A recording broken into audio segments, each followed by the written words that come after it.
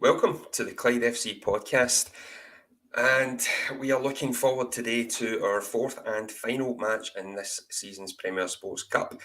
And we've got a couple of points that we're going to look at today in our match day bulletin show. Joining me once again this week is Mr. John Boyce. John, how you doing? Aye, not too bad, Paul. Good to be back after a win on Saturday. Feeling positive for today, but not also a win, a great performance. So it's a good feeling back in the Clyde ranks once again. Yep, very much so. And the kind of talking points that we will be looking to cover today, obviously, is last week's very encouraging 2-0 victory at home to Greenock Morton, but also the manner in which we did go about getting those 3 points on the board. We will look forward as well to today's match at the Falkirk Stadium as we travel just along the M876, or depending on what way you're coming from, I suppose. We look to hopefully conclude in another positive manner. So, first of all, we'll go back to a week ago today, John, and I don't know if I've just lost you. You're falling asleep on me? No, you're fine. No, I'm good. It was a very good 90 minutes from the Bully Wee. What kind of stood out for you most in our performance last week? Yeah, so I think first and foremost, the starting lineup was certainly different. Danny rung the changes, and we said on the preview of Morton last week that was something I'd maybe kind of look to, because we've got so many youngsters coming in that started their careers at a high level and they've got a point to prove. And I really wanted to see them utilised in this Premier Sports Cup group. So great to see boys like Ollie McDonald and Liam Scullion in, Ewan Cameron as well. And I thought they were all outstanding. But the thing that really, sat home with me after the game was the forward press by Jordan Allen specifically, Ollie McDonald as well, and just the general build-up play. I mean, we'll see the build-up to the penalty that we got, but just great football. And I think it's going to be an exciting season to watch moving forward. We might concede some goals, but I definitely think we'll be scoring a fair few and playing some really nice football as well. So, yeah, positive stuff. Yeah, you've taken me perfectly on to the next question that I was going to ask you about any kind of particular individual performances. I know we discussed it at halftime and at full time very briefly as well. But from my opinion, I thought Ollie McDonald was superb. I don't think there was a failing in any of the Clyde boys who took the field last week. They all done their job, but I thought Ollie was given a chance and he's very much taken it with both hands. Yeah, no, absolutely. I think we were vying to start a petition as to why he wasn't involved in the team of the week for the Premier Sports Cup. But even for the penalty that we got, the first bit of action for Clyde in front of Morton's goal, an outrageous pass through to Ewan Cameron. I don't know how he saw it, to be honest, but turned his man, hit a crossfield pass, and got the ball into a dangerous area, and it was lively all game. And I think it was maybe Danny that said it, or I saw it somewhere, but he's a wee guy. He's quite slight, but he certainly puts himself about, and that work effort is certainly there. He's got a point to prove. And it was maybe his. I think he did an interview with somebody over the last weekend. Ollie McDonald.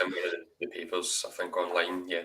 Yeah, and he was saying how he's been down at Gretna. I really enjoyed that season, but now he wants to step up and show why he was at Kilmarnock, and he wants to be in the professional leagues, obviously. So, yeah, stand out Ollie McDonald, absolutely. Exciting things to come from him this season, I thought. But as I said to you at halftime on the commentary, I think Liam Scullion is also going to be another one. I mean, he's just a battler in midfield, and the energy that you get from him is superb. And the technique's there as well. You can see, we always say this in the lower leagues, but he looks like a footballer. It's an odd thing to say, but it just looks like a complete package, Hi, Andrew. Thanks for getting involved in the comments. We've got a first prediction for today, John, and it's for a 1-0 victory for the Bully Wee. I'm sure we'll be hoping that is very much the case come 5 o'clock this evening. We do. Oh, yeah, we've got some footage. We're going to do some match of the day style analysis, guys, for you today. You mentioned the penalty incident, so I'm just going to play it, and we can just sit back and bask in the Zidane-esque pass from young Ollie here.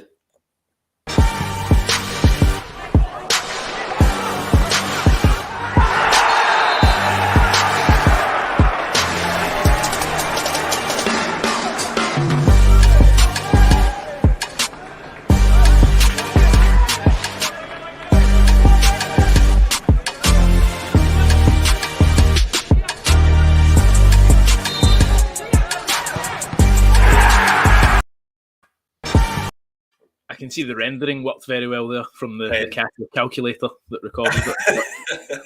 Yeah, unfortunately, it's not quite translated, but we will work on that, guys, and please bear with us.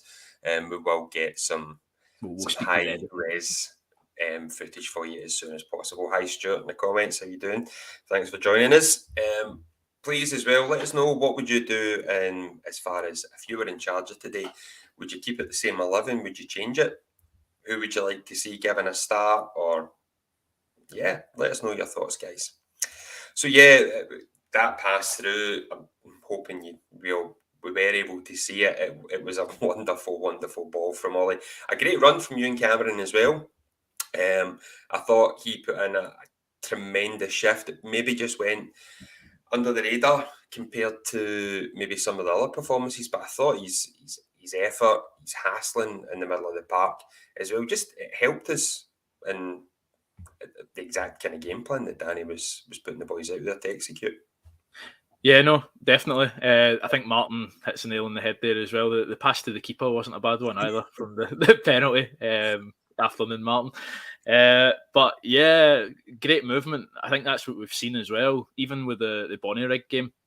Maybe not the Hibs game as a first kind of start of the Premier Sports Cup, but the Bonnyrigg game, the movement off the ball was there, and we just weren't, creating the chances. And as Danny said, post-match, there was improvement at the Bonnyrigg game from the Hibs game, slight improvement, and then a massive improvement at the Morton game. Now, if that's the sort of level that we can press at, that we can make moves through and have nice 1-2 touches, I think we'll be all right this year. I think against the full-time teams, if we can keep up that press, we're going to cause problems. Yep, and the press was a big factor in how we were able to take the lead last week through the aforementioned and much praises sung of Ollie McDonald. We'll just play the goal, and hopefully it hasn't been filmed on a potato this time, so let's give it a shot.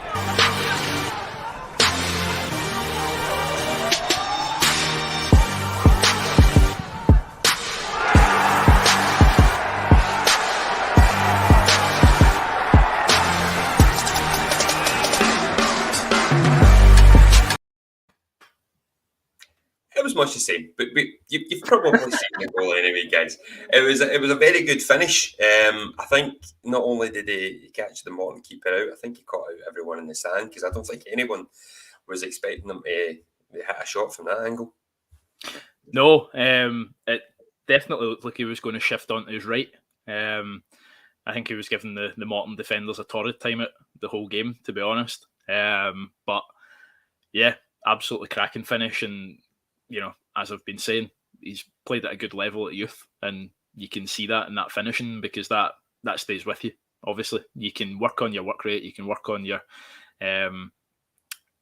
press and fitness and whatever, but the technique's obviously there. So very excited to see what he can do. But I know we're praising Ollie McDonald a lot, but Jordan Allen, he looks. When he signed, I thought he was a coup for the club anyway.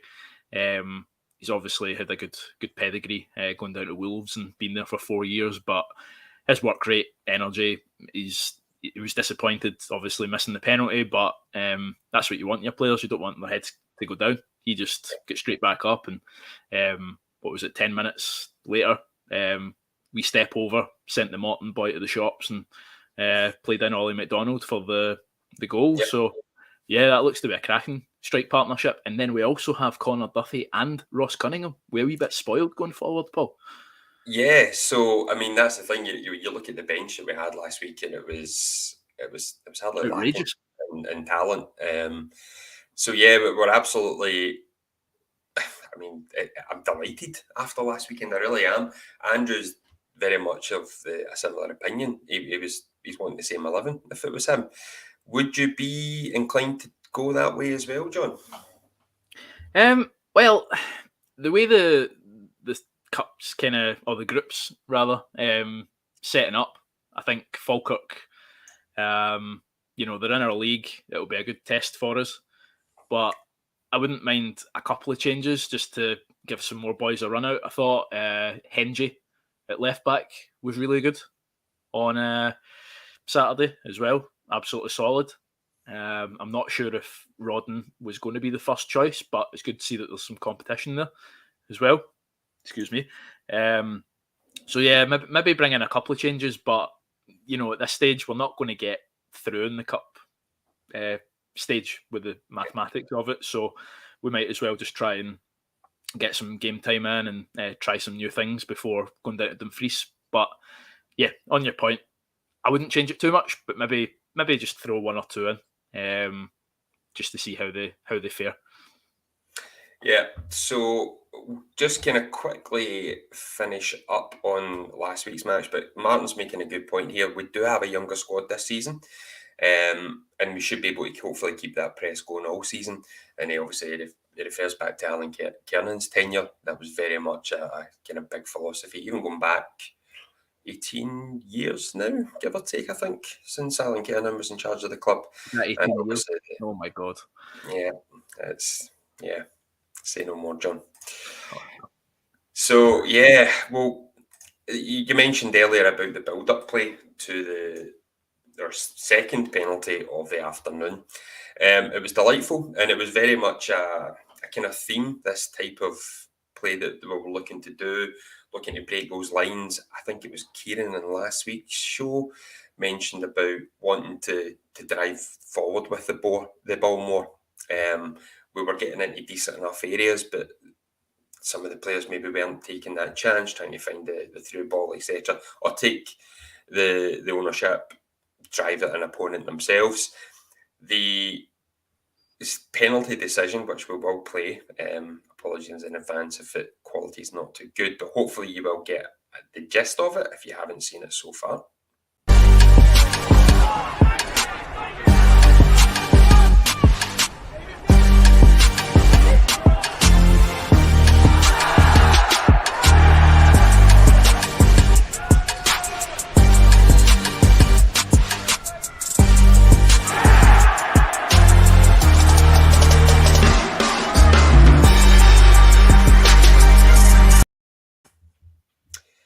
So yeah, it was lovely interchange, I believe, from was it Jordan Allen and Connor Duffy, and the build up, lovely flicks and drive and run from Connor, who then gets taken out by the Morton centre half.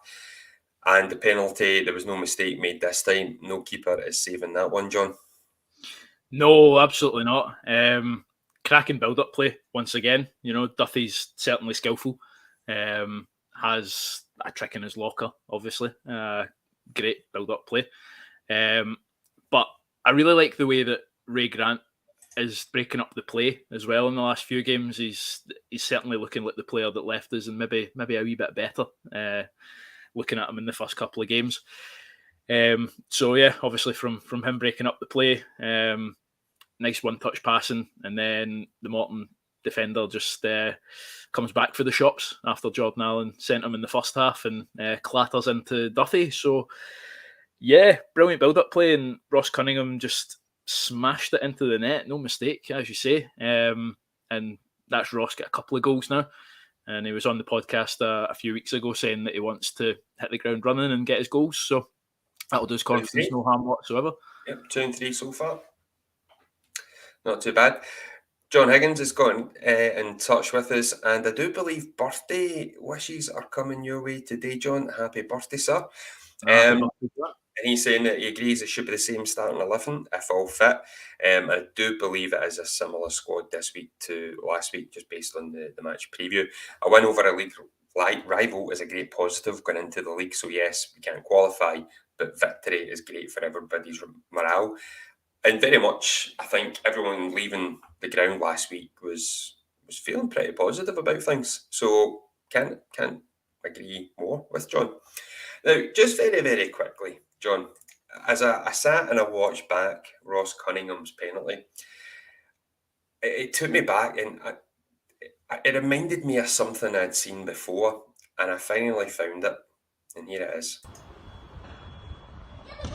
Oh, fencer. For anyone that didn't quite get that, that was my wonderful co-host here, Mr. Boyce, rattling the ball straight down the middle at the end of a fans match. So, did you speak to Ross ahead of any kind of penalties this season, or did he just obviously find this clip before I did? Yeah, we've had workshops, so his penalty should be cracking this year. No, thanks for digging that out. That was great. Yeah, that was a fair while ago now. Give you your moment of 15 minutes of fame. George McClucky's getting involved. Thanks, George. So, saying hi, guys. The game last week was fabulous. Yep, absolutely agree, and shows the way that we can play. Nathan played a fabulous game. Yep, Nathan Henry at left back kind of came in, I don't want to say in the cold. Don't think any kind of Clyde fans knew a great deal about him. What did you make of Nathan's performance last week? Yeah, I was excited to see what he could do because he's, again, come from Gretna, but he had very good feedback from them, very solid. Left back's always a position that we need to fill, first and foremost, obviously. And secondly, it's something that we need to improve on because without Docherty obviously going to Edinburgh and Adam Livingston leaving, we need to have competition there. And I like the look of Andy Rodden. I think he's a similar player to Adam Livingston in many respects. He's quick, he's direct, he's more forward thinking. I think Henry maybe a wee bit more on the reserved side, maybe a bit more defensive. And yeah, I think he was very good. He had a few moments at the start of the game where he was maybe a little bit, his touch wasn't quite there and he was just settling into the game. But yeah, further into the game, he was making strong challenges. Instead of smashing the ball out of play, he was taking a nice wee touch inside and playing it, which is good. That fits our style. And the thing that I noticed is he's quite tall.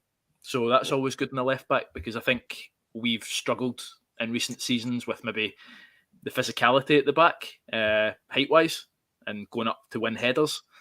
And certainly going forward, I think that's a good thing because a lot of teams will play that diagonal ball down to the fullbacks. So if he can win his headers and play the ball out for us into the midfield, that would be great. One of the questions I was going to ask you, Paul, and everyone in the comments, we obviously have a good defensive midfield pairing in Ray Grant and Mo Gomez. I'm of the opinion that you would only play one of them in a game because they are quite similar. And I think having one of them and a couple of other players around them to drive forward is a good thing. What do you think about playing both of them in the same team? Do you think it works? Do you think it just needs time? Or would you be of the similar ilk with me on you play one of them and put you and Cameron and maybe Barry Cudahy or somebody around them? I think you can play both on the basis that you can play Mo Gomez a bit further forward. And from what I've kind of picked up, certainly from the kind of game so far, look at the Bonaire game in particular, Mo Gomez seemed to be almost, I don't want to say a free role as such, but did seem to be pressing a wee bit higher up than just your normal kind of sitting midfielder type. I do think Mo Gomez can certainly fulfill that role. He's got a very, very, very good engine, to use your favourite phrase. Despite his, I don't want to say his age. Advancing years. He's still younger than me, but in football... the majority of us here are, Paul. So. Well, that's true. In football, in terms, Mo is in the twilight era of his career, but fitness is certainly not an issue. So I do think you can play him in a more advanced role. But yeah, I can see obviously it's been a bit of a talking point amongst the fans because I do think there is that the idea that Mo Gomez is just a sitting midfielder, but I do think there's more to his game than just that. Yeah, no, I think we'll see some combinations throughout the season, but as long as it's not Ray Grant and Mo Gomez at centre back like we saw at the end of the Hibs game, I'm happy. Yeah, I think that was horses for courses that day, Boise. Absolutely. Now, just over the last 5 to 10 minutes of today's bulletin, we'll just look ahead to today's match in a wee bit more detail. We've got a fairly mixed record at the Falkirk Stadium. I think that's fair to say.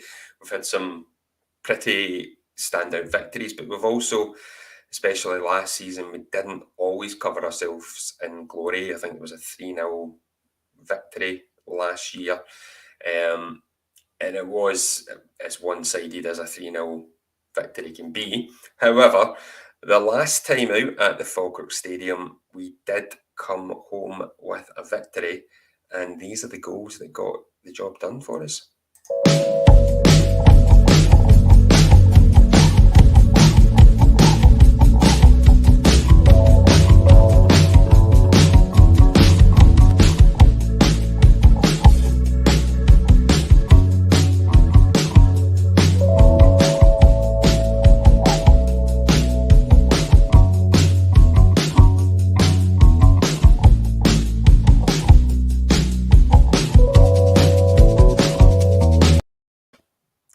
There we go. That was a bit clearer footage. I'm sure we can all agree on that. So yeah, goals from Ali Love and Aaron Splain got the 3 points in league duty that day. It was a fairly tight game. Both squads have seen, well, we say this, but most teams at this time of the year, fairly significant overhauls. Obviously, we have touched upon ours. Falkirk, all the way down to the backroom staff, have seen changes. John, what are you expecting from our hosts today? They will be very much looking to win the league. They just need to avoid defeat today to ensure that they top the group as well. Yeah, well, Martin stole my opening joke with this. Thanks, Martin. The first thing I would probably say as well, it's £4.50 to park, so that's probably the first hurdle that we'll have to go past. But no, I think Falkirk in the groups, they've not been scoring too many goals. They've had a 0-0 against Morton that they won on penalties. They had a fantastic victory over Hibs at the Falkirk Stadium. And then on Wednesday, they drew 1 each with Bonnyrigg. So I believe you were saying before this that Falkirk fans are crying out for a striker still. Yeah. So that obviously looks like it's a problem for them. Having a quick look at their squad before this, they've added some solid players, but not the household names that you would maybe expect the so-called big team of Falkirk to sign. They still have Callum Morrison, who's a fantastic winger and threat going forward.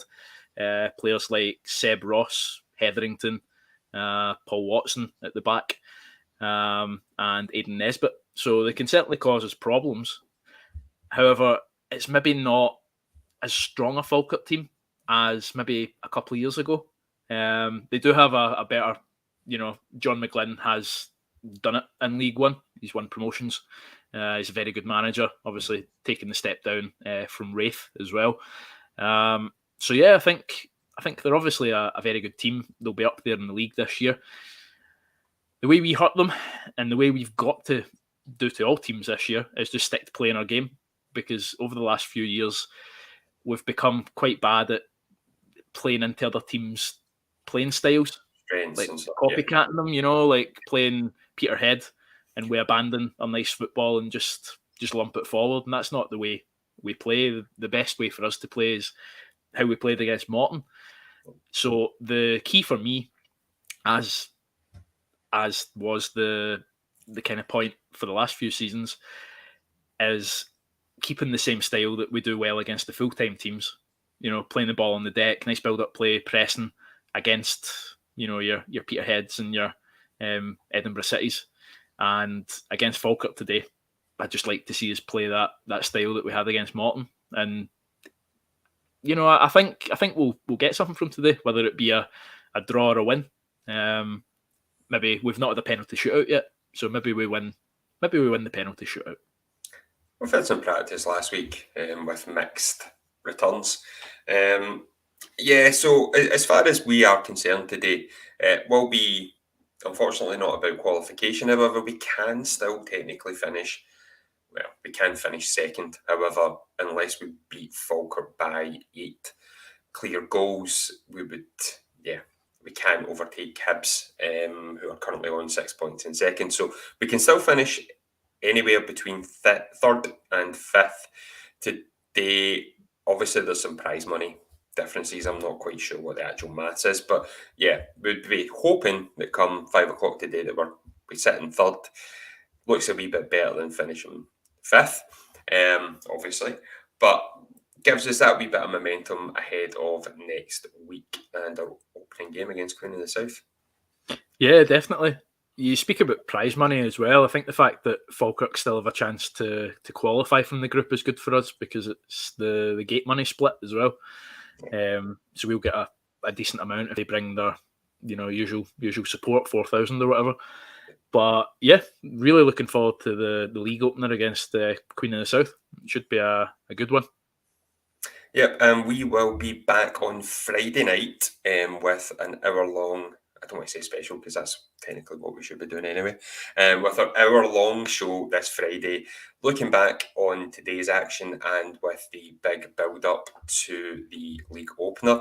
We are hoping to be joined by the SPFL's best photographer, Mr. Craig Black, by making his long-awaited return to the show. And we've just got a wee update on the prize fund. So you get 25k for third and 22k for fifth. So $3,000 difference, but it's still, you would rather that $3,000 was in our pockets than anyone else's, quite frankly. Absolutely. So thanks, Brian, for letting us know on that. And Martin Brown makes a point here. Right, Ollie, there's the gauntlet. We need 8. Now, he scored 5 in one half, so it's not too much to ask, I don't think. And Martin's got his 8 balls there as well. That's good. Good count.